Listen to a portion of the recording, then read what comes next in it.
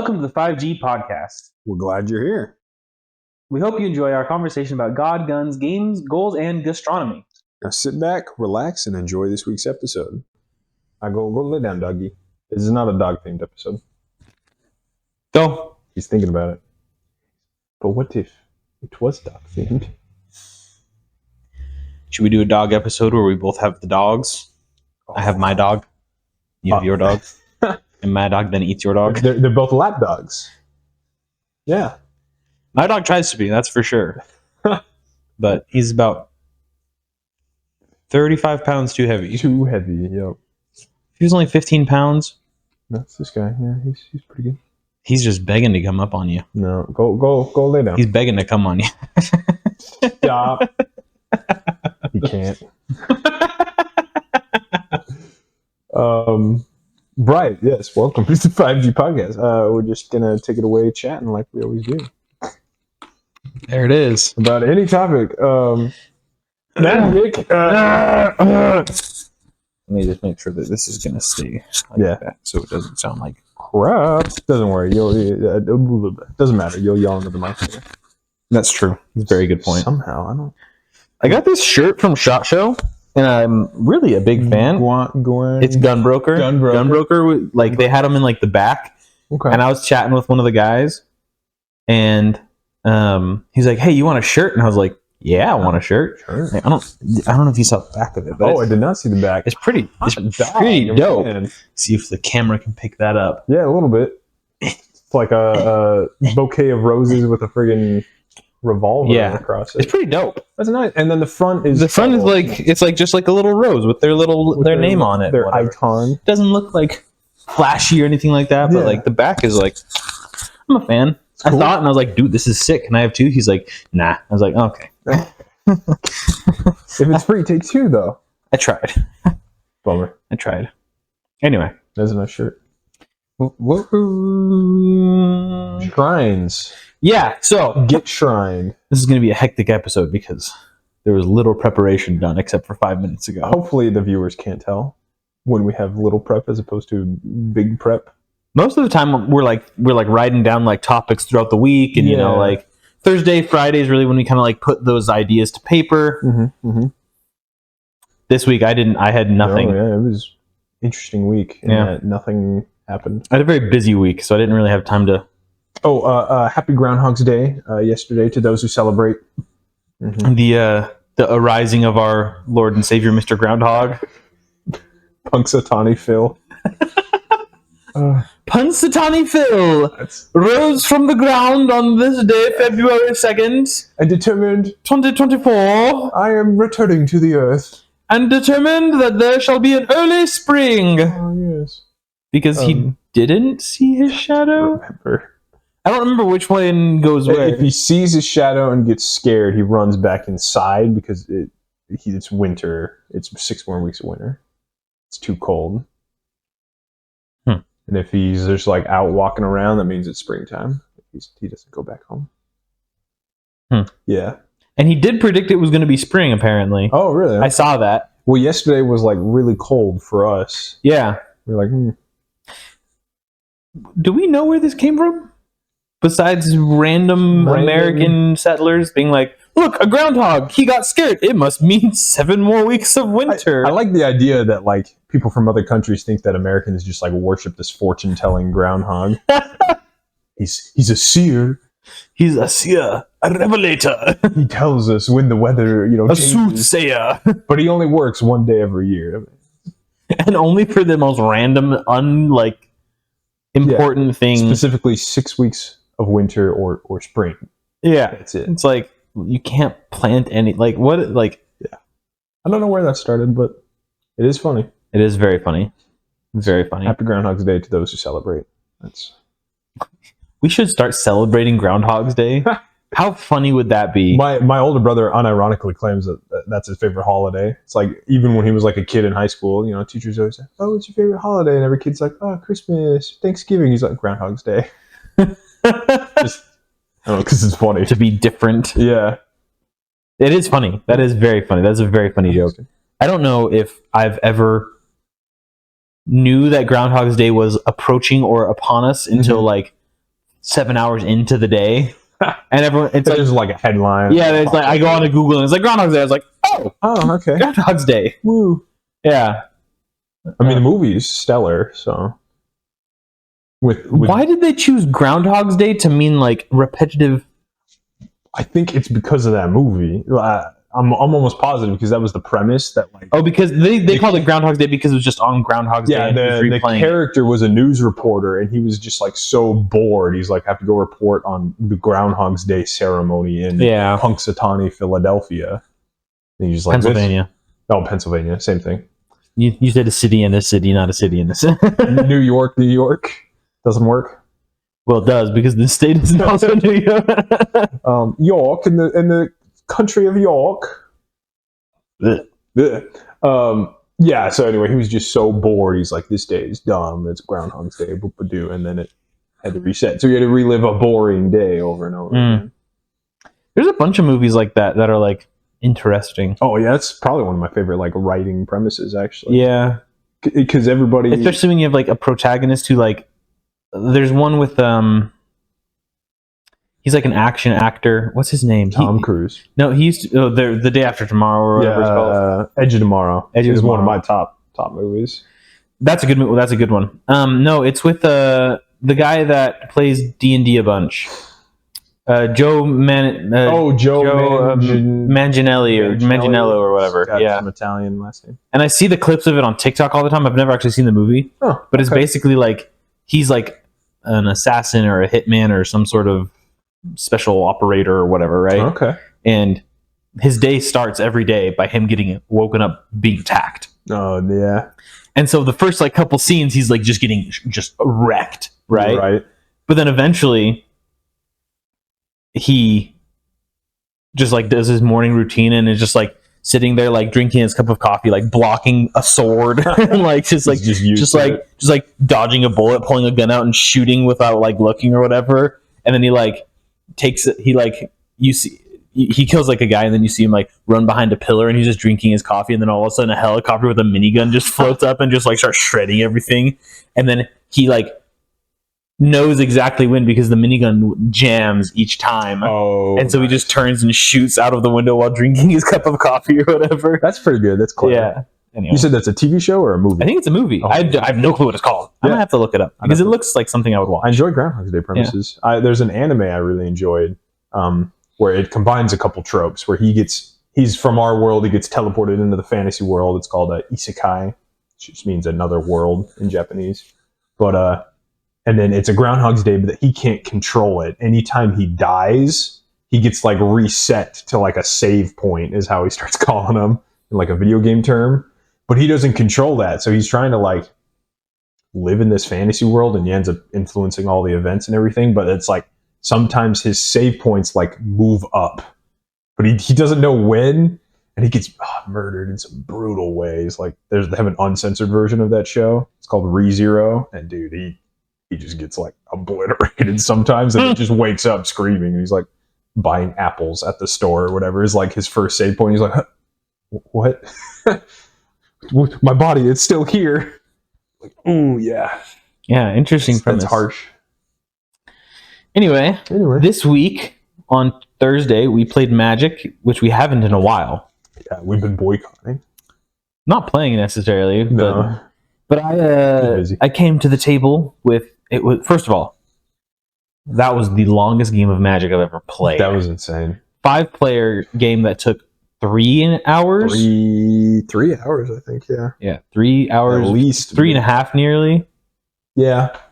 Because we got 7. We got here at 7, and then it ended at 10:15. Yeah. Okay. So yeah, 3 hours. 3 hours. We didn't start at 7. Right. So yeah, 3 hours. 3 hours for one Commander game. Yep.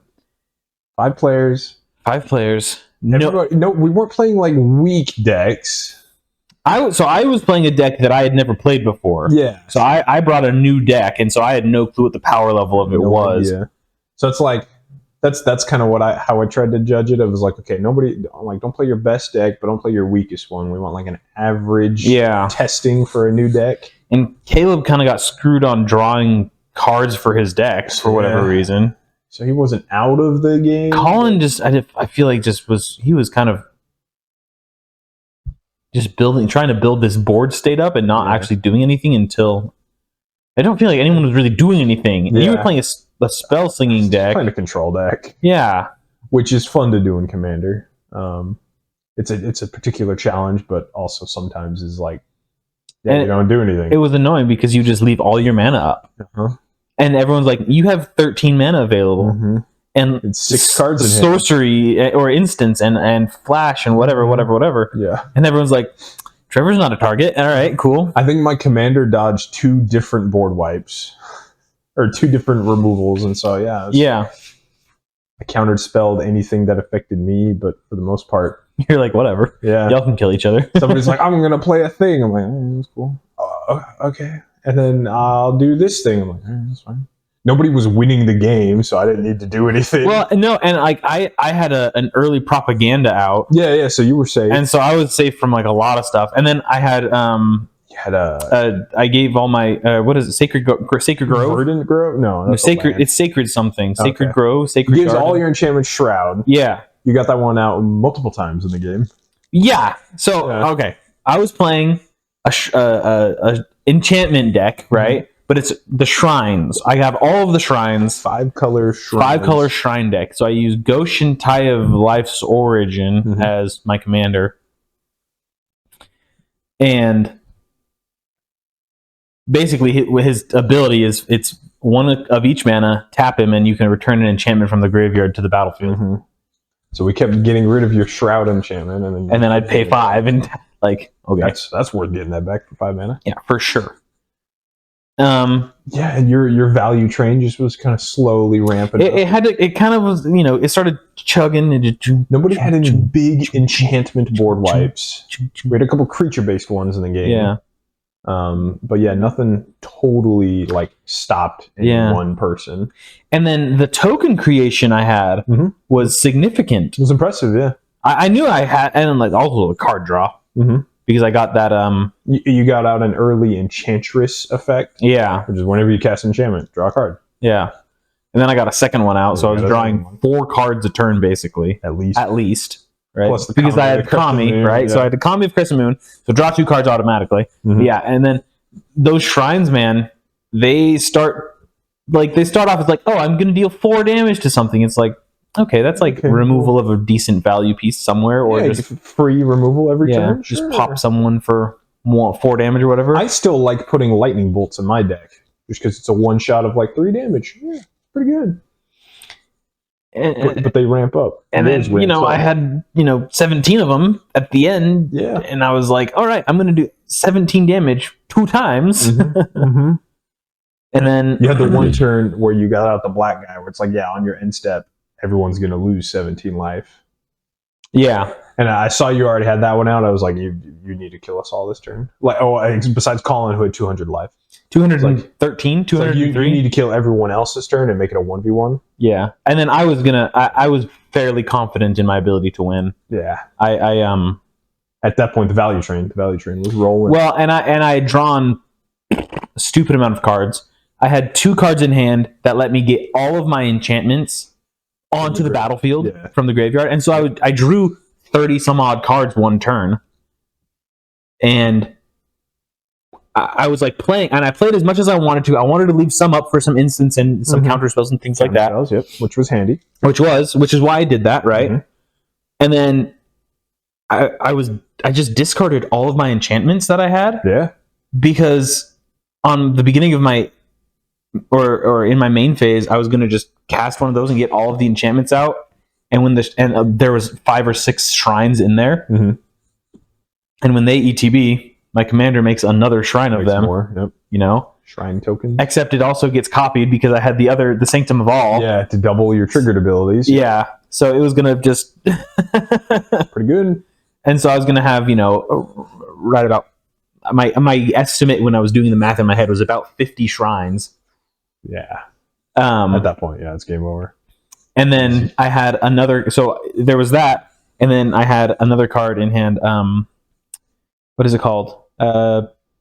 It basically takes all your enchantments and turns them into creatures with Starfield of Nyx. Starfield of Nyx, exactly. Yep. That turns all of your enchantments into creatures that have power and toughness equal to their mana value. Yep. Which, it's only, most of the shrines are only like 4 mana or something like the top that. ones might be 5. Yeah, there's 3. I think it's 3 to 5 mana is kind of the range of the shrines. Mm-hmm. But I had a stupid amount of them out. A lot of them. Yeah. So, and then at the end of my turn, there was that black card that did X damage, where X is equal to the number of shrines you control, and that's doubled. And then I still had a Shrinic Resonator, which I could have copied again. Yeah. That could have been a higher than average showing of your deck. We're not sure. Sample size of 1. I'd say you mana fixed early, which was good, especially in a 5-color deck. So my first mana card was... Your mana fixing was good, and your ramp was good, which, again, could be higher than average, but at least it happened. Yeah. Which is nice to see from, like, building a new deck. Yeah. And then, once you got the value train rolling, nobody could stop you, especially down to a 1v1. It's like, if you haven't played your enchantment board wipe by now... Yeah. Well, it's... all of those effects are just being thrown. And the thing is with the enchantment board wipe is like, okay, my commander gets... It only... with the hand that I had, it only would have set me back a turn. If that, yeah. He could have attacked me, but I had like 70 life or something like that. Yeah, you're sitting pretty. Because of the enchantment. Enchantment, yeah. And all the other stuff that was... Yeah, it was a good showing. It was a good show. So I'm excited to play it again and again and again to really get a handle on understanding. My problem with it is I play very simple decks. This is your first value deck. First real value deck. My Jund deck has some value payoffs in it, but this one is like the real. You're right. This is the one where it's like I have to keep like, okay, this triggers, then this triggers. This is the type of deck I build normally. Yeah. Well, and there's just so much intricacy, especially when I have 10 enchantments out. Got a lot of that all interact with one another. It's like, oh gosh, what the heck's going on? Yeah. And then the triggered abilities, when I play an enchantment, I create an angel, I create a shrine, I draw a card, I draw another card, and gain a lot. It's like, oh my gosh. Mm-hmm. Yeah. Value decks. It was a good show. It was a good game. Despite lasting 3 hours. You came out victorious. Yes, I did. It was a good battle. It was. Anyway, I don't know what you thought about the deck. Like I said, in my critical analysis, the mana fixing was good. Ramp seemed solid to the point where you were discarding ramp by the end of the game. Card draw, everything was there. It looked like a well-functioning, fun commander deck. So yeah, I was pretty happy with how it felt to play, right? Even though the game was long, I think that was fine. Like, because your deck seems like it can generate enough value where you can just like draw one of the 3 finishers pretty reliably. Yeah, 3 or 4 finishers you have in the deck. It's like, and there's some like sub finishers as well, where it's like it was like you got. Oh, it's not going to finish them necessarily. It's not like an instant like, oh, I win. Like if it's out for 2 turns, you're going to take 30 damage. That black shrine. Yeah, exactly. Or the red one where at the beginning of my upkeep it does that same. I can deal damage to any target. That one's only to any target. I think the black one is strong because it's each opponent guaranteed. Yeah, well, yeah, for sure, right? There's actually 2 of them in black that do that. Yeah, the new one of them does it at the beginning. I can at the end step. At the end step. Yeah, the guys on your pre-combat main phase. Something like that, yeah. That was fun. So that was my analysis. At the very least, I think it performed well. Yeah. I was fairly happy with it. You can always dig for your win con, basically, which is cool. What was unfortunate, though, and I wish I had figured out how to play it, was I had the 9th Doctor in hand for like a ton of turns. Oh, really? Okay. But I didn't want to use him because he's not a super powerful creature. Yeah. And in order to get the payoff of his ability, he needs to be a tapped creature before I untap. And I didn't have any way to tap him necessarily. Right. And so that would have been really rough, though, because I would have gotten 2 upkeeps. And all of the shrines that I wonder... he's not the only creature in your deck that would synergize with this, because you have a couple other like value creatures, and you also make a bunch of shrine tokens that you don't want to attack with. But an effect like a Cryptolith Rites, where it's creatures you control have tap, add 1 mana of any color. It's like a 2 mana enchantment. Yeah. Like That could be. I mean, use him as a mana dork. Use him as a mana plus dork. Because then he'll untap and trigger the ability. Well, and actually the shrines are. You never ended up really attacking with the shrines. And I don't think the point of the deck is to attack with the shrines because you're winning. But yeah, unless like someone like board wipes and I just happen to like avoid the board wipe or something. Heroic Intervention or Teferi's Protection or some crap like that, right? Did you put that one in there? No, okay. I didn't. It's an all proxy deck, so you don't want to have your one fancy. My card one nice out. card, yeah. Again, you just put it in like a giant sleeve. Well, that's what it's in right now. It's one of like the nice hard plastic sleeves. Ones, yeah. So it'd just be like shuffling and like. Oh, how'd that one get to the? Oh, what? I don't know what that one is. The rest of these are just paper, but this one's fancy paper. Special paper. Yeah, so that would actually be a really good idea to put. They have some sort of mana dork creator like that. The Cryptolith Rites. I think I might have a Cryptolith Rites in there actually. Oh, maybe. Okay. to help the mana fix. It's good. It's a good card. But yeah, then I would have all my shrines and all the stupid spirit tokens that I created. Yeah. I mean, I think I had like 35 spirit tokens at the end of the game. You did have a lot. Because I made 17 times 2 each. Yeah, I was beginning of my upkeep. I did have in hand. Actually, it was in the graveyard at the end of the game. I was going to cast it the next turn. At the beginning of my upkeep, at the beginning of my pre-combat main phase, I can tap this. It's a green shrine. A green shrine that adds X mana of any color. Yes. Yeah. Based on how many shrines I have, just floats it. So you just have a bunch of mana sitting for your main phase. Yeah, which would be nice. That would, yeah, that'd be cool. Anyway, I don't know. Do you want to talk about one or two cards from Ravnica Clue Edition? Yeah, I saw one and I was like, you know what? Even though we talked smack about it earlier, the entire edition. Talk smack about the release of it, but you can like one of the cards from it, I think. Yeah. It's allowed. So, and I didn't when I saw this creature, I knew it was from the Clue Edition. I didn't realize that it was one of the main characters of the Clue Edition, right? Because they did all the different colors, Yeah. They did Colonel Mustard and all those people and things like that. So Plum. Yeah. So this is the Apothecary White card. It's 3 and a white. Legendary creature, Human Cleric. 3/4 with Vigilance. Then whenever you attack, you create a food token for each player being attacked. Which, interesting enough. Up to 3 foods of combat, okay. It could be 4 if it was our 5-player commander game. Yeah. On average. Yeah. Three food tokens, which food tokens are like, they're okay. But then I thought this other ability was kind of cool. You can pay 1 and tap X untapped foods you control and create X 1/1 white human creature tokens. And it just kind of feels like that would be a good way to, food tokens. You could do like a white token deck or something like that. Yeah, it's a payoff for food tokens. Yeah. Other than the 3 life for sacking them, which you can use them as creature creation, which would be kind of cool. Yeah. I thought it was interesting, at least. It's, as we've mentioned in the previous couple episodes, it's a step in the right direction for what to do with food tokens. Yeah. Magic, like they didn't just abandon this new artifact random subtype they created. They're actually continuing to use it and finding new ideas. So like how they delved into green-blue food tokens. The Goose Mother. The Goose Mother, yeah. But now they've got, mono white food. Probably doesn't have the best support in just white if she was a commander, but that's a good payoff. But add her to a food token deck, and you might as well, right? Oh yeah, definitely. Did you have any of them you wanted to? No, I don't think so. Nothing totally stood out to me.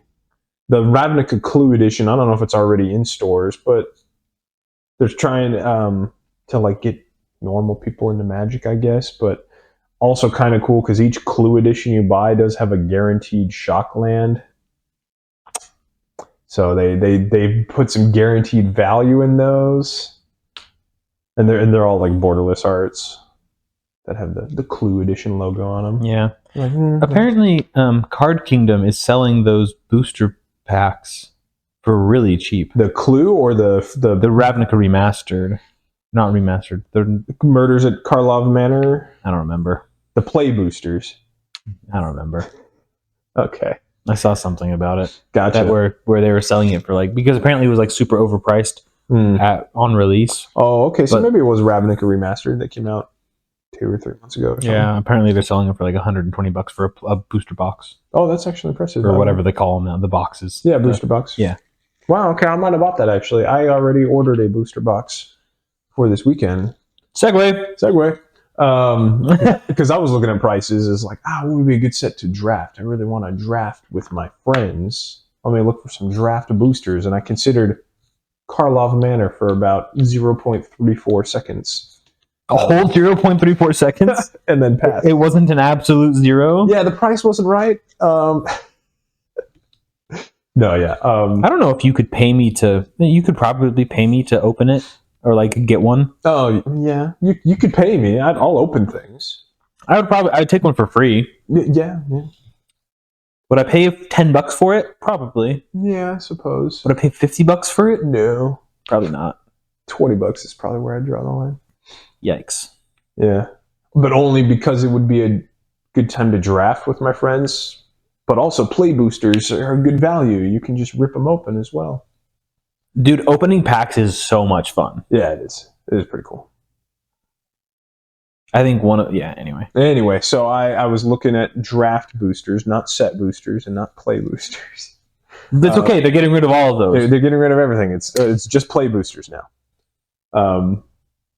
Regardless, I've settled on what I thought would be a fun draft experience, one we hadn't done yet. Because there's a couple of the booster boxes we've done are still pretty cheap. Like I've done Brothers War, Strixhaven. Those are still all like 100. Or a little that's bit the under. 2 I bought was Brothers War and Strixhaven. Yeah, Battle for Baldur's Gate was, that'd be a fun one. Like 95-ish. I was like, oh, it's tempting. Settled on going a little bit higher than 100. I did like 110 because this was a premium product last year. It was a Dominaria remastered. And I was looking at some of the set value, and it wasn't totally there. That's why the product kind of dropped. It was like a remastered set, so it was premium, but the only good reprints they had in there were some of the original tutors. Like Demonic Tutor, Diabolic Tutor. Demonic Tutor, Worldly Tutor. There's one in each color that they put in there. Mystical Tutor. And then Force of Will, basically, which is like the best blue counterspell in Legacy. Is an old format. And so, like, it was sold as a premium set, but really it's like the value is just kind of feels like a normal standard set. Sure. So the booster box is like the price of a normal standard set now. So I bought that. That might be fun. It's supposed to be kind of curated for, because Dominaria is another popular Magic set, like Ravnica. So it's like, curated from all the times we've been to Dominaria. Cool. Yeah, I was like, it's a little bit of nostalgia or something. Yeah, that'll be fun. Yeah, that's the one I bought. Very cool. I hope we get to do that. I hope so too. Next Saturday. I'm planning on it, man. I'm planning on sleeping on this couch. Is what I'm planning. I got couches and chairs. We're gonna set up some tables. They're bringing a cot over. Yeah. Oh, also, I got a futon. They're closing Val Vista, which is the road that we live on, basically, for the stupid Phoenix Marathon. Phoenix Marathon, yeah. From like 4 a.m. until like 3 p.m. Whoa. Normally they just do like 6 hours in the morning, and it's like, whatever. Yeah, I'm pretty sure it's until like 3 p.m. It's like the whole day. I don't know how I'm going to get over here. Yeah. You'll just have to come over Friday night. I told Ryan that I would be living at your house that weekend. Yeah. So anyway, it's She said, "There's the door." She loves me, I promise. Yeah. That's funny. Yeah, I'm very excited for your birthday party. Yeah. Where we can do whatever we want because no parents can tell us what to do. That's right. I'm gonna stay up all I'm an night. adult. It says the adults who go to bed at 10. Yeah, right.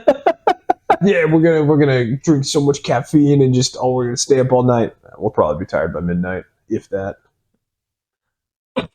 But yeah, for sure. But it's the idea of an adult LAN party. You can just play video games. It's the weekend, so play video games. It's an excuse. Watch some TV, shoot the shiz. Yeah. I'm going to say pizza. Order a salad. Salad and go. Cauliflower pizza. Gross. It's not that bad. Fresh. I've never tried a frozen cauliflower pizza, but leftover cauliflower. Yuck. Yeah, it's soggy. Yuck. That's all I'll say about that. Yeah, so that's good. I bought a bunch of sodas and everything already. Cool. It's good. Good excuse. I'm excited. It's not often as an adult you get to just like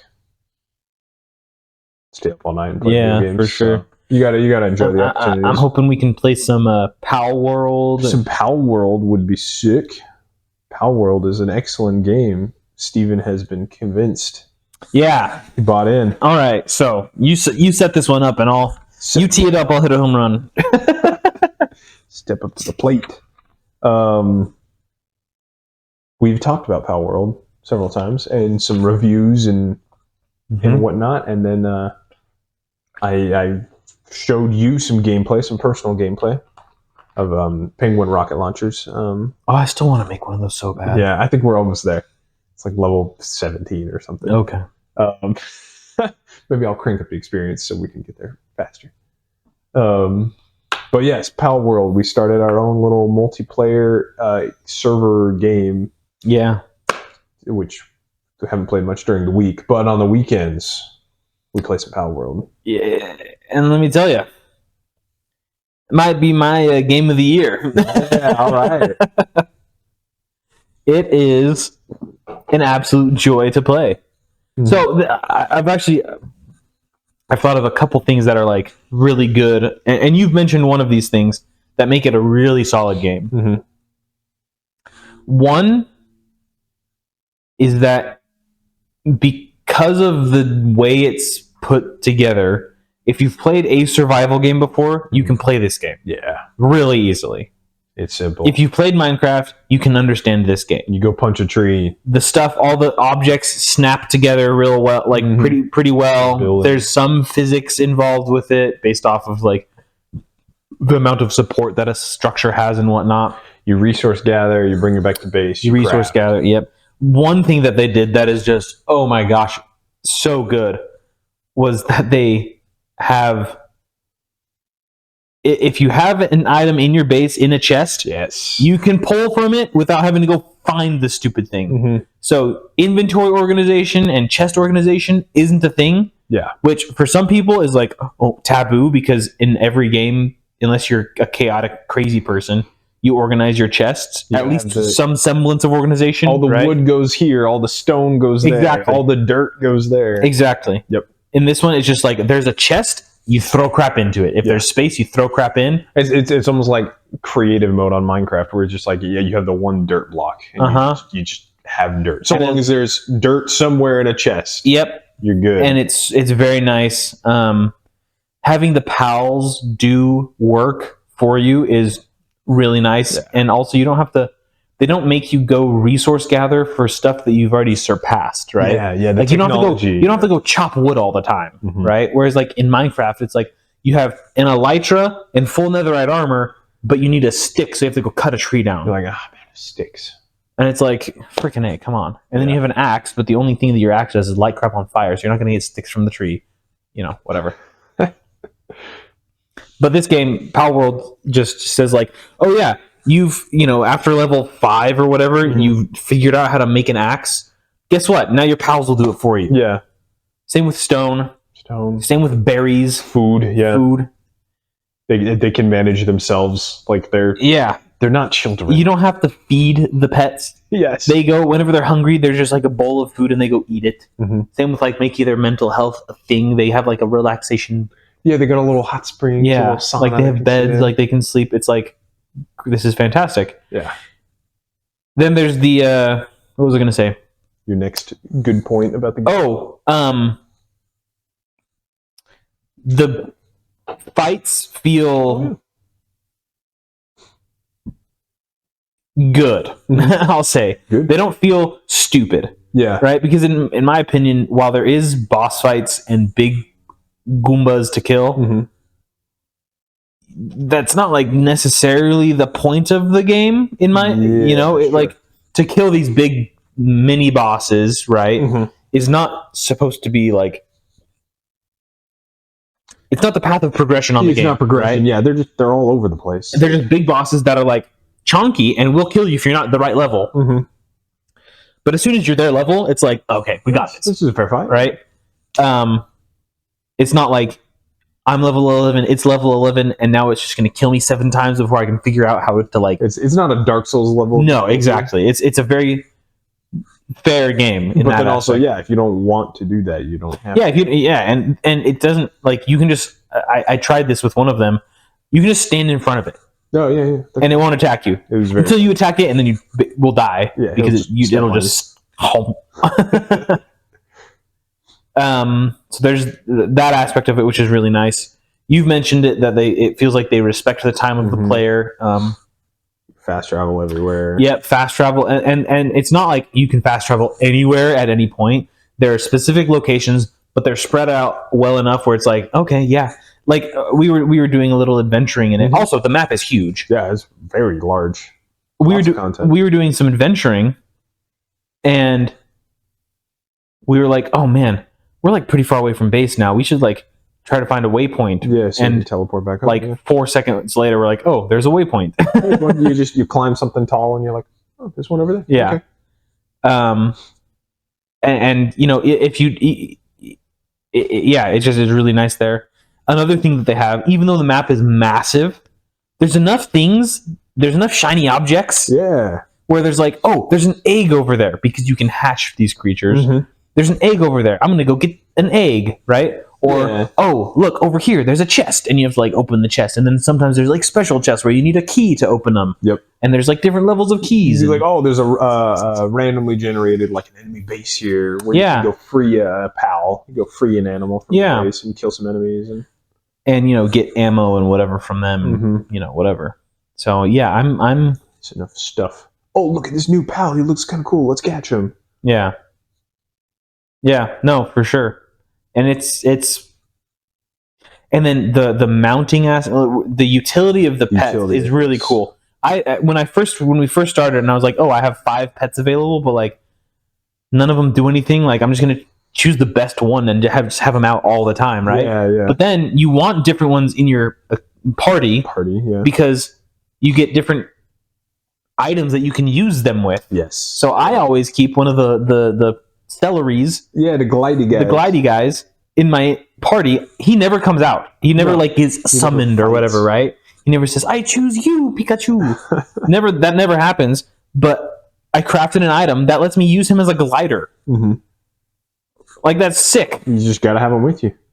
I don't want to spoil it, but I just got, I think, the best glider in the game. Nice. In my main game, it's this eagle. Nice. And you just like grab onto his claws and he's fast. He's a fast glider. So yeah, that was pretty dope. We'll have to find one of those for you. Upgrade from your celery. And then, you know, the dire wolves, you can ride them and they're great. You know, their attacks are mediocre in my opinion. Yeah, but it's for the speed. Like, and then you just, you know, you have them out, and then the you got the one little dude who just follows you around. Yeah, he follows me around, and then it's like you have 2 Pokemon to fight with all the time. And he's kind of powerful, so it's like this is great. It's easy, like easy mode. Yeah, and I'm. You get the Penguin rocket launcher, and also it's a really good looking world. It's pretty good. It's pretty smooth. Like it's cartoony, but not in like a bad way. Yeah.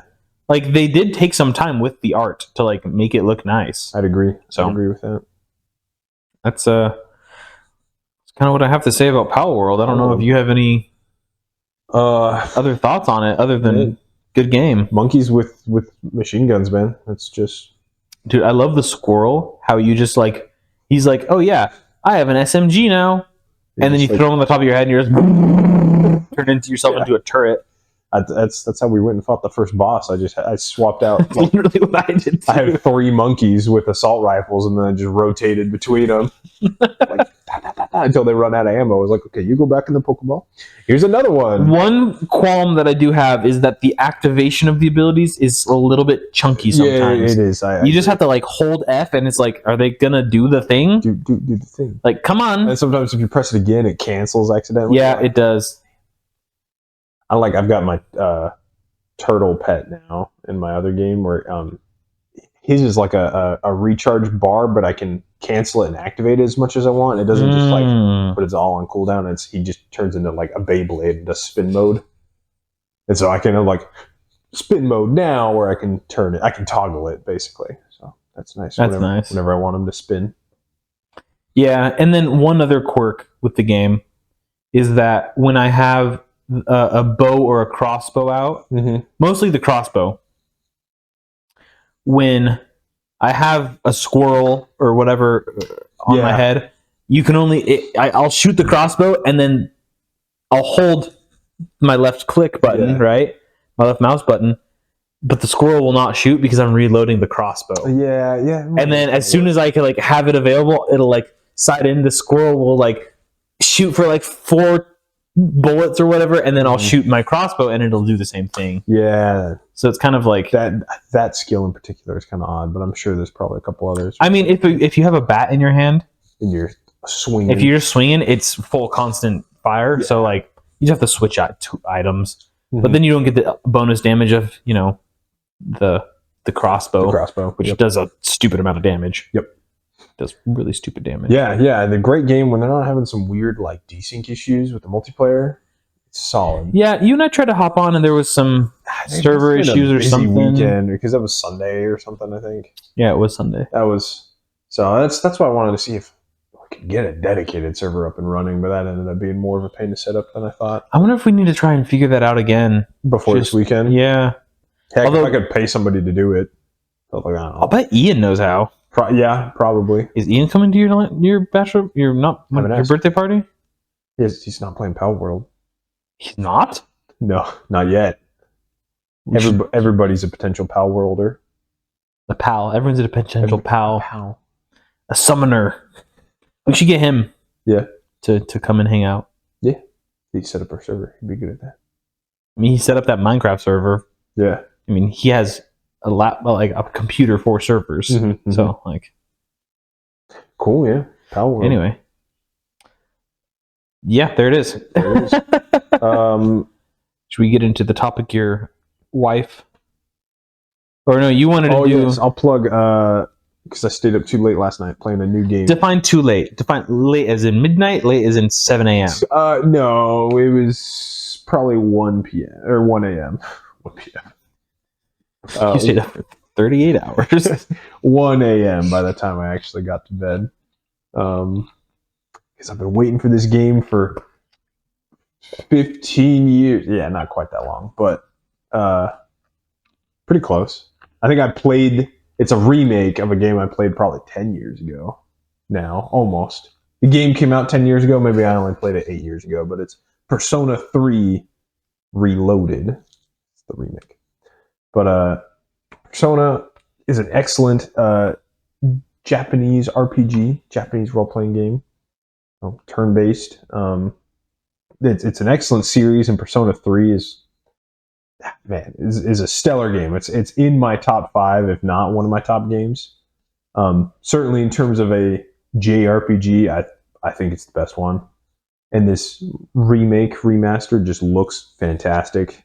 I mean, it's upgraded from PlayStation 2 graphics, so it's already pretty significant. But just like the 3D models, the art and the animation, everything looks amazing. The battles. Turn-based combat can get a little tedious, but the battles look so pretty. I'm just watching. I'm like, man, this looks so cool. When you knock all the enemies down in combat, your teammates come together just for they call it an all-out attack, and you just smash the enemies and do a bunch of damage. And it looks so good as your team just comes together in the middle of battle, and then they just destroy them. And then if you kill them, you're all you cruise away from combat. You're just strolling away from the battle with your bros. You're yeah, what's up? The game looks pretty, gameplay's solid, and it's the nostalgia hit for me. So I like the story too. It's half social sim, half turn-based combat, and you have to be a high schooler and go do things in normal life. It is funny. I was explaining to my wife, and she had the same reaction. She's like, high schoolers. It's like, yeah, you're like, by night you're saving the world, and by day you got to pass your exams. But it's, yeah, you have your relationships that you form with different characters strengthens your fighting ability, because you use these personas, which are just manifestations of like your inner psyche. And because you're the main character, you can have multiple personas, because you're anybody. And so, yeah, you want to power up your relationships. They call them social links, because that makes the corresponding personas like stronger. And so it's a cool metaphor for like relationships, you know, build strength and help you fight evil or whatever. But it's cool. The morals that the game teaches are awesome, and it's gameplay wise, it's nice having a break of like just killing monsters all the time can get a little tedious. So it's like, and then you also have this compelling story on the other side, where you're like, you have all these mini relationships, these mini storylines, and then the main storyline with your own teammates, and you're building that relationship as well. The game gives you a lot of free time to do whatever you want, to pursue different relationships or just like up your stats and things like that. So it's fun. Not like the most popular game ever, but I think this remake has been stellar for anybody fans of a good RPG game. Cool, very cool. Yeah, I still haven't caught on to the RPG train yet. No, yeah. I don't think you would totally love the turn-based RPG if you didn't grow up with it. There's no nostalgia there. Yeah, no, for sure not. Whereas like, yeah, I never played a Final Fantasy. Never played a Pokemon. Nope. Never played a Pokemon. Never played a Baldur's Gate. No, yeah, any of nothing. them. So yeah, that's why I think you would like more of the action RPGs, the westernized RPGs. Yeah, that's why I've recommended like Doom to you. Is like very just first-person shooter action with some light RPG elements. Yeah, it's like you level up, or you pick what upgrades to throw on your weapon. Yeah, like that stuff is fine, right? Yeah. I wanted to just quickly go into my fascination with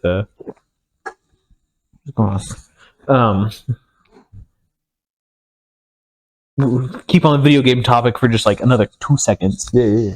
Talk about Counter-Strike. Fascination with Counter-Strike. Because it is a fascination, and it's really. Did the AK sell yet? No, they haven't sold it. No, it hasn't sold it. Okay. No, they haven't sold it. Nice. It's keep holding. It's crazy. No one knows who it is. Oh, it's just an anonymous. It's an anonymous account that no one's like ever heard of. Cool. Like some Chinese investor, or some Chinese anyway. But they're doing a one of the major tournaments right now. Oh, cool. And so a bunch of, it was an open qualifier as well, which is really cool. So you could have any team could join the bracket, basically. Yeah, open quals. And it was on servers, right? For like the first few rounds, for like many rounds, right? Because you had to sign up by a certain date, and then there was like, I think like 1,000 teams that signed up or something like that. Crazy. Some crazy amount of people. And then, after the first set of games, half of them are eliminated. And so, you get down to the top 16 rather quickly or whatever. And they're doing the LAN ones right now. Oh, okay. And it's been really interesting. I haven't watched like the streams, but it's been really interesting to watch some of these matches where it's like, and they're in the first rounds right now. They haven't gotten like the championship yet. Okay. But theoretically, the people playing on LAN are going to be like some of the top teams in the world, right? And there was one set of games where the better team won 13-0. Ooh, jeez. And one of the guys had like multiple aces where he killed all 5 members of the enemy team. Wow. Like, that's brutal. Yeah. And it was and there was so much trash talking. So much trash talking. And some of these, there's some new players that are like kind of just coming out of the woodwork now through this open tournament that are insane. Okay. Like, insane. And they had an open qualifier where anybody could show up. So that's kind of cool. So it's been very interesting. And like some of these players are like, you know, they have a contract with a pro team. They're part of a pro team. Yeah, that makes. But no one's ever like seen them play before because there hasn't been a tournament in so long. Because Counter-Strike 2 was in development. Exactly. For a while. Yeah. And so these new players are like not making tons of money, but there's one of the guys who's like no one's ever heard of the guy. I mean, obviously some people have, but like on like a major scale. Yeah. No one's ever heard of him, and he just absolutely wiped the floor with everyone. He's super young kid, like looks like he should be in like high school still, and he's just absolutely destroying everyone. Dang. And his name is like Donk or something like that. It's his gamer tag. You gotta call him by his gamer tags. Yeah, Donk. Yeah, some of these gamer tags are super funny. And that's like the commentators have to announce it. Like, and here we have Donk. Yeah, it's hilarious. Like here some of them are like Gator Boy slides super. Well, that's what's funny is because like some of the guys have like super cool names, like Shroud. Like that's a cool name. Yeah. Like he got Zaiwu. Like Zaiwu's like a Chinese op guy, right? Like he's like super good. Or whoever else. Laser. Flom. That's a fun one. Flom. Kenny S. You know, all these guys. And then you have guys that just made their gamer tag in like 3rd grade and just kept it. Yeah. Like there's a pro Smite player. He's a jungler and his name is Sam4 Soccer. Sam, S-A-M, the number 4 Soccer. Yeah. That's pretty funny. Like that's hilarious. I think one of my my wife's first gamer tags, like on Minecraft or whatever, maybe RuneScape way back in the day, was like, I love zebras. It's so funny. I think she still has that one somewhere. She's like, yeah, we're not. I changed my gamer tag. That's funny. From when I was 4, or whatever, 4th grade. I'm trying to remember, like, because when I was young, I made a RuneScape, and I'm trying to remember what my gamer tag was before I had a gamer tag. I don't remember. It was probably some just like a nickname that people call Lady like Slayer 69. No, it was probably like Stevie Wonder or something. Oh, sure. Stupid. Anyway, that's fun. Yeah, so that's cool. Yeah, new pros up. Yeah, and apparently they've like fixed some like the majority of the big bugs in the game. Right. Enough to have no one's moonwalking anymore. They have professional tournaments now. Yeah. So, is there a big cash prize for the team at the end of this one? I don't know about this one. Okay. I know that at the beginning of this is kind of funny. At the beginning, so they're having Counter-Strike is having a huge problem with cheaters. Yeah. Like a huge problem, and some of the cheats aren't they're overlays onto the game, and so you can use them without having them plug into the game, and so the game can't detect them. Yeah. Right. Which is. That's tough. Kind of interesting, right? Like the code is the game is like the program is looking at the game through the code, but it's not interacting with the code. Yeah. And so instead it's putting so the program is reading the code, extracting it, and then overlaying information. Yeah, it's tough. Right? And so it's like the wall hacks basically. Is like one of the big ones is that it's taking that out and then putting it up and then, rough. So it's people being manually reported is how they catch people, right? Well, when they were doing the qualifiers for this tournament and it wasn't on LAN. People were cheating. Oh yeah. Wow. And it was like super. So they were announcing winners of games, right? And then they started to have to go back and manually review every single game or every single match set, right? And if there was one cheater on the team, the results got flipped, basically, right? And like there was like a ton of teams. Oh my goodness! Some teams had 4 cheaters on them. You thought you wouldn't get caught? Man. It's craziness. Remember, they were just like, it's open qualifiers anyway. We'll just show up. One of the ones, though, that's really hard for them to catch is that, and it's actually a cheat that's like really smart to if you're gonna cheat and you don't want to like get caught. It's really smart. Is you can get basically a mini map viewer that shows you the location of the enemies on the mini map. Okay. So you can't like see them on like while you're playing, but if you look into the corner of your map, you can see like where they're walking, and so you can rotate correctly. But like, you know, it's hard to catch. It's hard to catch. It doesn't look like because even if you can tell exactly where they are, but if you're just like scoped in and you miss your shot, there's not aimbot, there's no like previewing, like you can't see like a blue square where their body is or anything like that. You just know he's near here on catwalk, right? Mm-hmm. But you still have to be able to aim. You still have to be able to, you know. Yeah. But you can rotate wherever the bomb's going super easily. You can do all the stuff. You can come behind people and whatever, you know. Right. So that's like one of the cheats. I'm like, that's going to be hard to catch. It is. Yep. It'll be very hard to catch. But anyway. Very interesting. World of Counter-Strike 2. Anyway.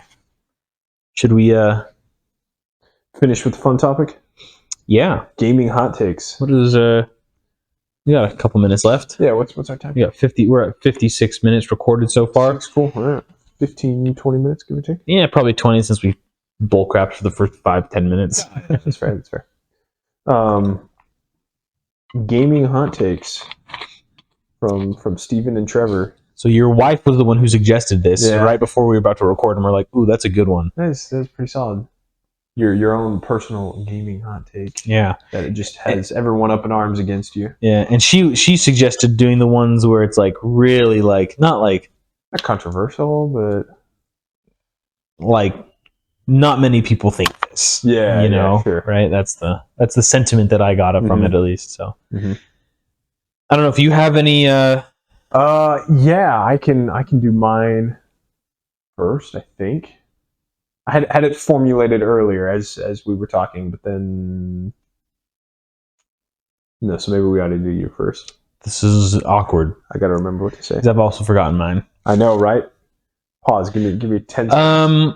There's probably a couple things I could think of that are like hot takes, but not like crazy, like controversial, I suppose. Oh yeah. You know, like that's just like my opinions, I guess. Oh, here's a hot take. Game studios. 99% of them suck. Out the door. Suck. Throw them in the garbage. Maybe not 99. 95% of them. 95. If they have over $1 billion worth of assets, they suck. 100% they suck. Yeah. 100% they suck. That's fair. That's a hot take on probably every other week here. Yeah, but like it's not even like that like controversial because like I don't think so.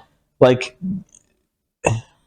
and the one controversial thing related to that I've seen is we've praised some indie game developers. I've seen people trying to claim Larian Studios, who made Baldur's Gate 3, trying to claim that they're not, that they are a AAA game studio, that they are a big developer. I'm like, no. Well, what is okay, here we go. What is the definition of a AAA game studio? There is a semi-official description. They're certainly not indie, because indie means that you develop and publish your own game. You are the publisher. You don't have any business deals. And so I don't think they published their own game, but maybe they did.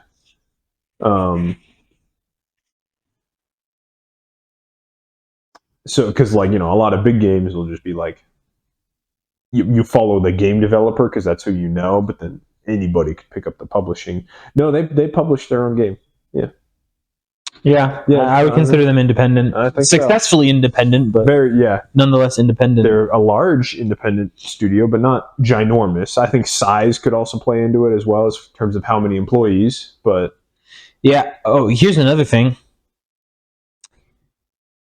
Game companies. Here's my this is going to be a hot take. This is Steven's opinion.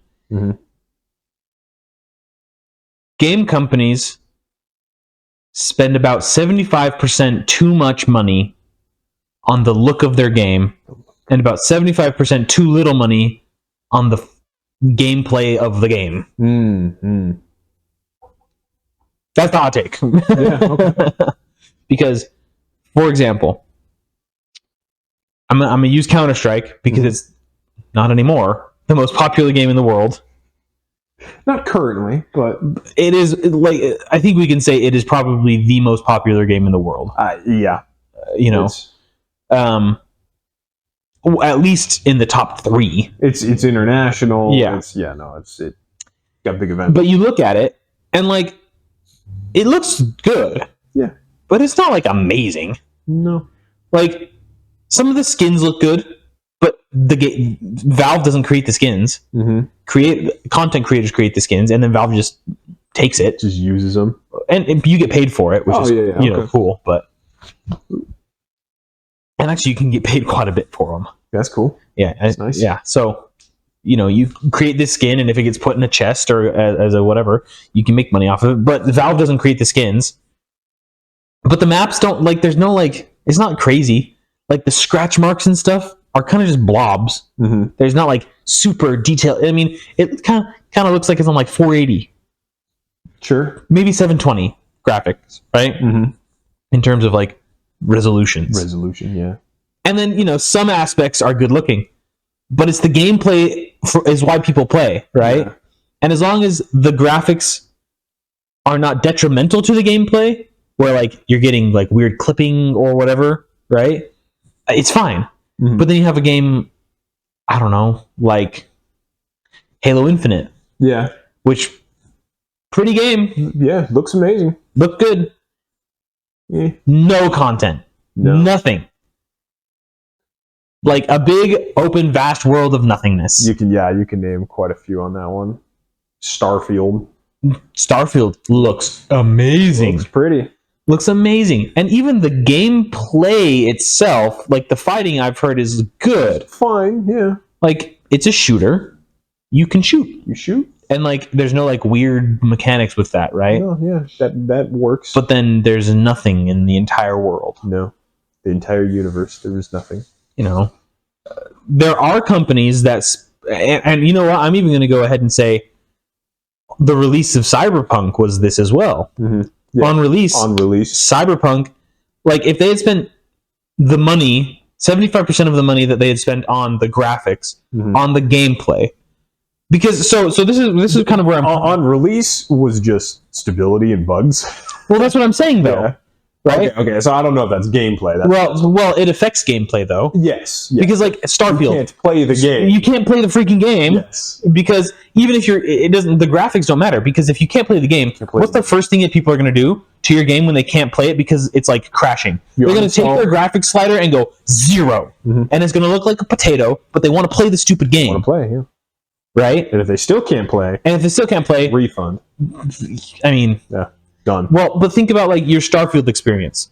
It looked great, but then it crashed every 10 minutes. Yeah, that was abysmal. And it had a loading screen every 30 seconds. And it's like, okay, if we had spent 75%... Another thing about this is that people have to understand like that dollars spent and does not equate to a quality of product linearly. It's not a linear correlation. Well, I think that's a lot of different big corporations kind of have that problem. If you look at like the Hollywood. Like, well, no, for sure, 100%, 100%. Yeah. For example, in terms of giving a quick example of this, you have movies like The Marvels, which we've talked about before. Neither of us saw it because who gives a rip? Or this new movie coming out. I don't know if you've heard about this, Madam Web. Madam Web, I'm not going to go see that. No, me neither. 0 chance. Like, but then you have other movies, and so those movies have hundreds of millions of dollars as their budget, right? You have other movies, like a movie that I saw, Sisu. Oh yeah. Like a $20 million budget. Yeah. Which is like a lot of money, right? Don't get me wrong, it's a lot of money. Well, that's small. For a high-tier movie production, and that movie was just, oh my gosh, one of the best movies I've ever seen in my life. Right. So good. That's what I'm talking about when in terms of throwing money at something does not equate to higher value, higher quality. Right? It's not a linear curve. It's definitely, there's an asymptote. Yeah. And as you spend more dollars, you're approaching closer to that asymptote. But you're never going to reach it, right? Change something else functionally. Exactly. Yeah. And I think too many game studios focus way too much on. I mean, look at Palworld. Palworld does not have amazing graphics. It looks fine. It looks good. Yeah. It looks great. But they didn't spend billions of dollars getting every pixel of every tree realistic, right? They don't need to. No, yeah. But the game itself, how you play the game, the function of the game, and obviously there's bugs, but it's still in beta technically. It's now in 2 weeks, yeah. Yeah. It's probably way bigger than they imagined. So yeah, for sure. I'm sure they were like, oh yeah, we're gonna get like 10,000 people to beta test this for us. We'll make our money back in a little bit. Yeah. But now they've made $1 billion anyway.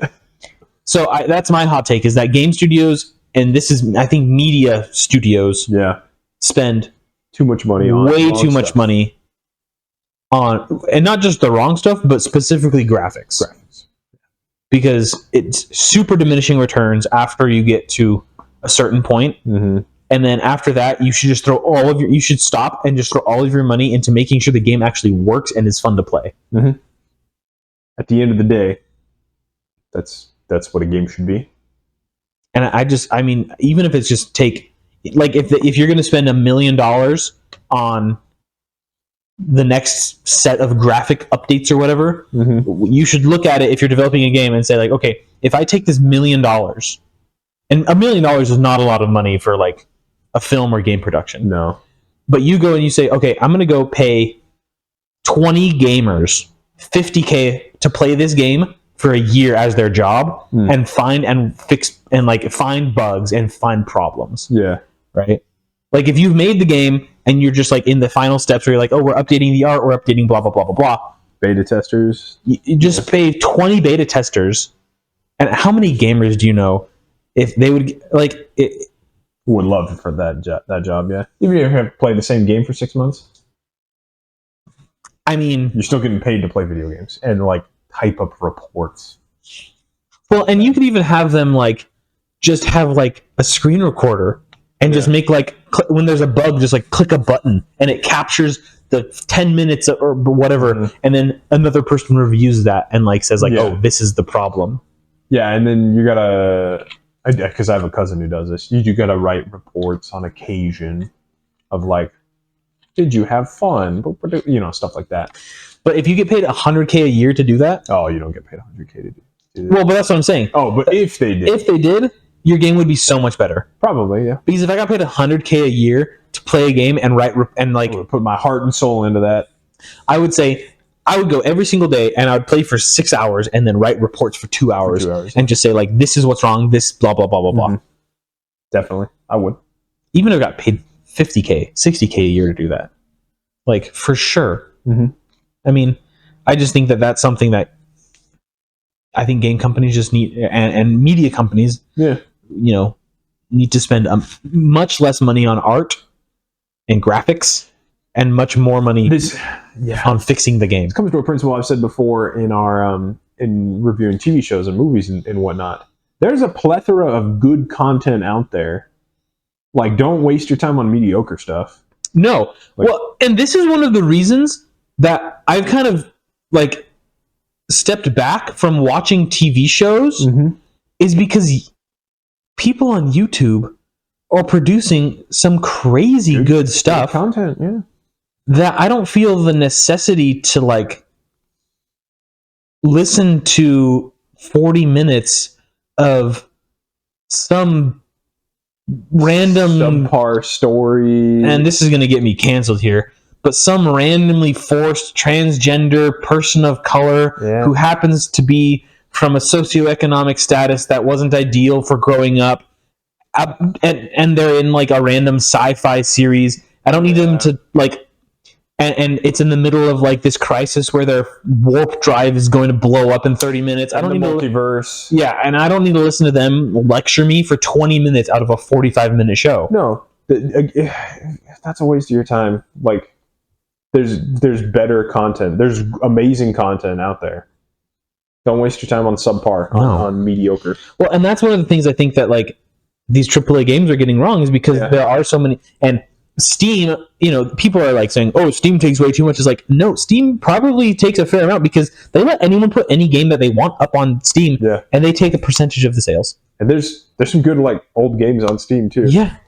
You mentioned what was it? Wheel of Time. I feel like you gave that one like a 5 out of 10 or a 6 out of 10. Yeah. You're like, it's watchable. I was like, no, a 5 out of 10. That is not watchable. That is not worth your time.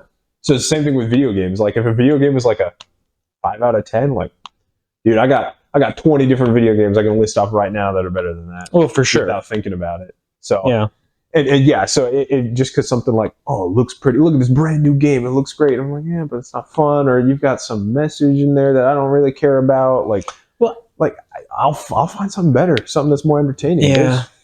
There's no shortage. And if the writing, so this Persona 3 game, I loved the original game. This was just an excuse to play that game again. That also looks good. There haven't been any bugs yet. So this is the thing. This is not contradicting my point, but in addition to my point. Yeah. Where they have a game that's freaking awesome. On the PlayStation 2, it was an amazing game. What did they do? They said, you know what? It's been 15 years or whatever. About 15. We could probably do a graphics update and maybe like change like 3 words of the dialogue or whatever, and like maybe make it run a little bit more efficiently. Sure. Got some better lighting and whatever. Yeah. Unreal Engine 5 or 4 or whatever they're using, right? Yeah. It's like, yeah, that'd be great. It's the same exact game, probably. It's the same game, yeah. There's nothing change. They don't even have like technically the DLC to the original game, so it's like I'll probably have to pay extra for that DLC when that comes out. That added like an extra 20 hours of story content after, but again, it's the same base game. Yeah. Baldur's Gate, perfect example. Yeah. It's a beautiful looking game. And I think maybe some people are playing it for that, but it's a fantastic game and there's so much to do.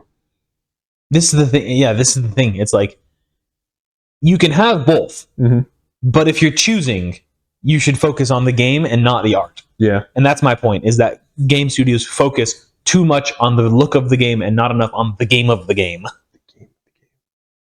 Anyway, there's Steven's hot take that took way too long. Steven's hot take, focus on the game of the game. The game of the game, not the art of the game. We're going to trademark that.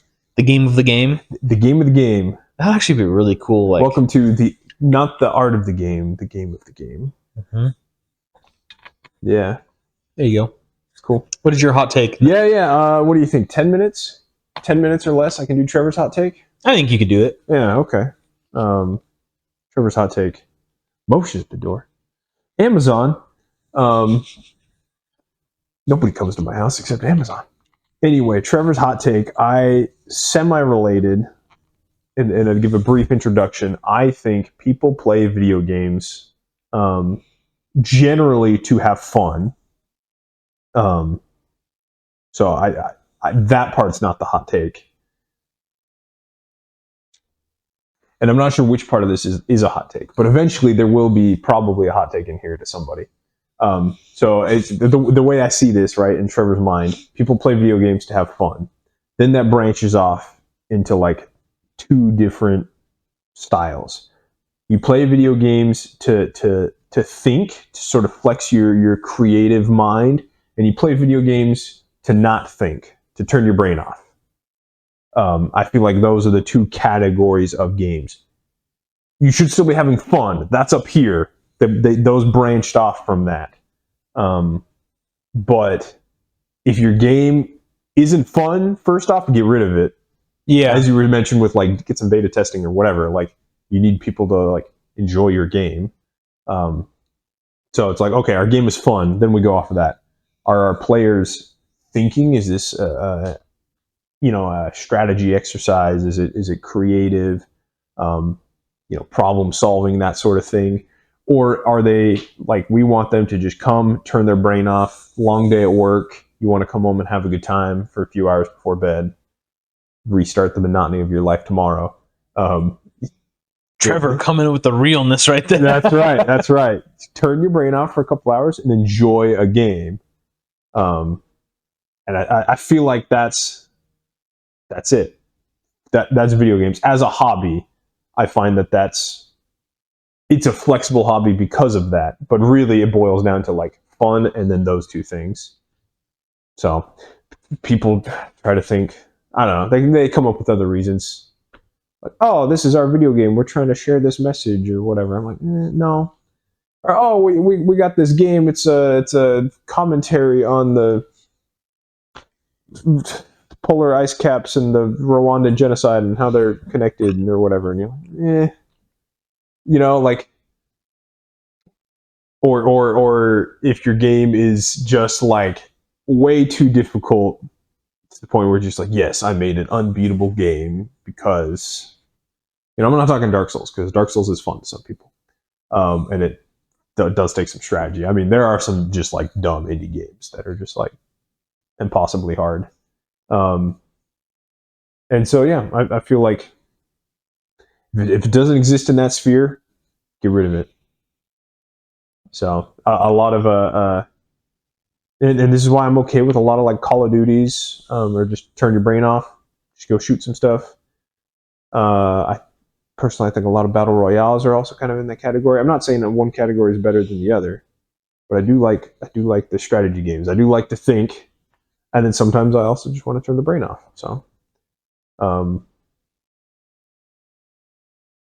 yeah, I think that's probably at least one gaming hot take from Trevor. I don't think that was really a hot take. I think that was just an explanation of the gaming and just structure. gaming analysis. Yeah. If you're, I don't know, you see it sometimes with like.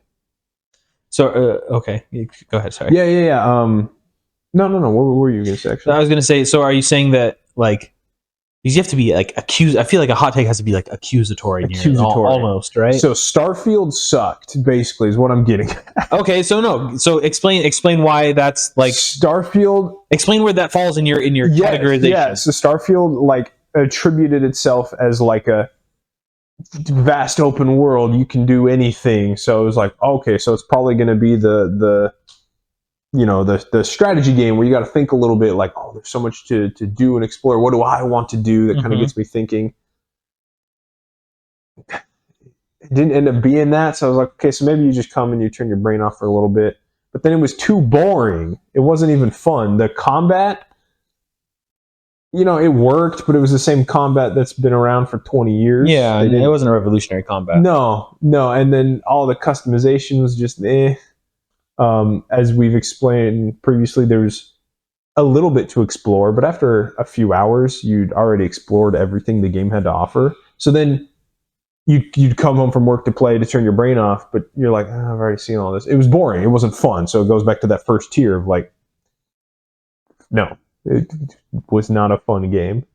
I wonder if this is why Splitgate wasn't as successful as it should have been. Okay. Because that game was fun. That game was fun, yeah. It's a cool premise as well. Yes. Portal and Halo combined, basically. Right. Like, that's a pretty cool game. Very extremely fast-paced. Mm-hmm. I think that maybe, though, with the portals, they might have had too much thinking. It's too much overlap. In their shooting game. Yeah. But I don't know. Maybe that's not true because, well, you know what? I will say, though, I think Counter-Strike falls into the thinking game category. Thinking game, I'd say. Because it's not a action-packed... I'm not crouch sliding around like Call of Duty, right? Very different from Call of Duty. If it's a 5v5 competitive ranked match, you might fire 10 rounds of game, or you might get shot in the head before you fire anything. Yeah. And the calculation of where you're going to throw your Molotovs and your smokes and all the lineup. I would consider Counter-Strike not a brainless game, but rather a brain forward. That's the thinking game. Yeah, that's definitely what I would say. I've enjoyed a lot of strategy games in the past, like a lot of turn-based sort of tactical things. And I think there's a place for both, and there could maybe be some overlap. But I think it's certainly something. Where would you put Palworld? Palworld is a turn your brain off. I feel like most survival games are. I think most survival games are turn your brain off. Yeah. Interesting. Mm-hmm. It has. That's why I'm like, maybe there's some overlap because it has an interesting, maybe you could say temporary. It's got boss fights. Most survival games don't. Yeah. But it's got some boss fights where you gotta there's a little bit of real time strategy involved. For the most part. But you're not trying to min max anything on those boss fights. It's like I made a crossbow. Yeah, I shoot. Yeah. He's a grass type. I pull out my fire type Pokemon. Cool. But like bullets work against anything, so who cares? And as you said, if you played one survival game, you've kind of played them all. So it's like you can just go in automatic mode of like. That's fair. I would agree. I think I would agree with you. But that's what I was asking. Like, yeah, because I think like Minecraft is definitely like turn your brain off. Oh yeah, in the hardcore, like in the extreme, because like you go in strip mining. You just mine. Games where if you had like an auto clicker, it would also function. Yeah. Right? It's like, I take the place of the auto clicker. This is entertaining to me. But it is fun. Yeah. So you're right. Maybe not super hot take, but I think it can be controversial. Probably. To some things. I think the hottest take that you had was your game should be fun. Your game should be fun. And that if it's not fun, you should probably not publish it. Just scrap it, because there's better games out there. Going back to our previous point, like, so I don't need to play your game. Just to pound it home. How much have you played Starfield? Like total hours? Total hours. I put like 20 hours into that game. I gave it a fair shot. Yeah, that's a fair shot, but not like. It's not a ton of time on a game. No, I mean, like how many hours do you have of Baldur's Gate? Oh, not as much as my wife, who has in the hundreds. I don't think I've broken 200 on Baldur's Gate.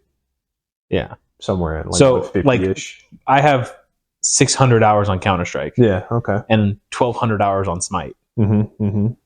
Like, I think, which I haven't played Smite in over a year. Oh yeah. Since I moved down, I haven't played Smite, which is crazy.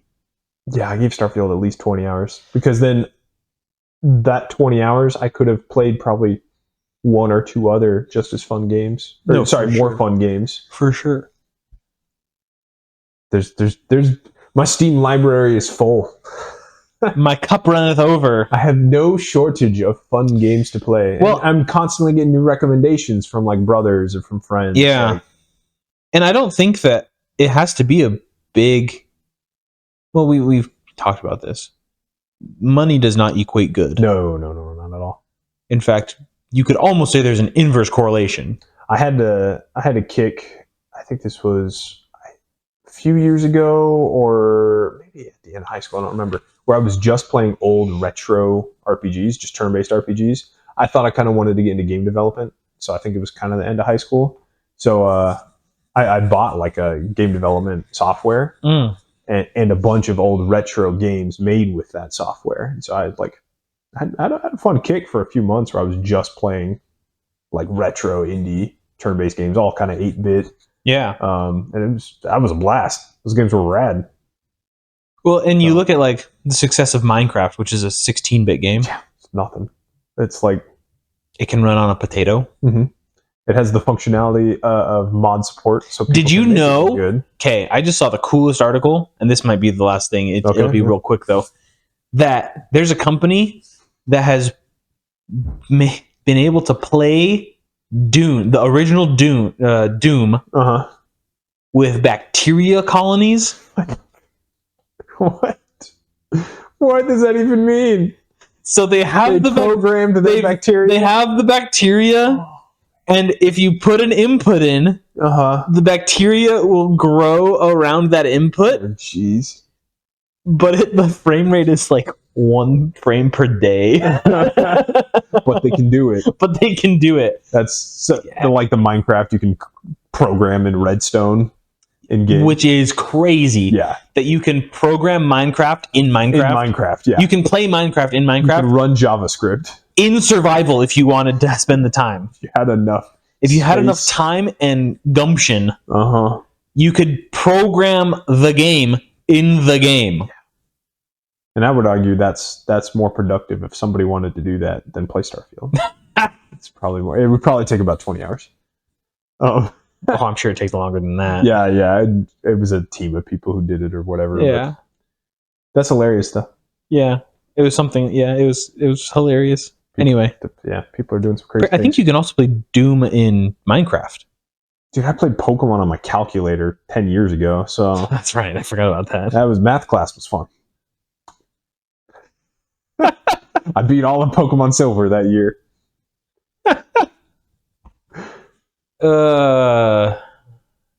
Yeah, that's funny.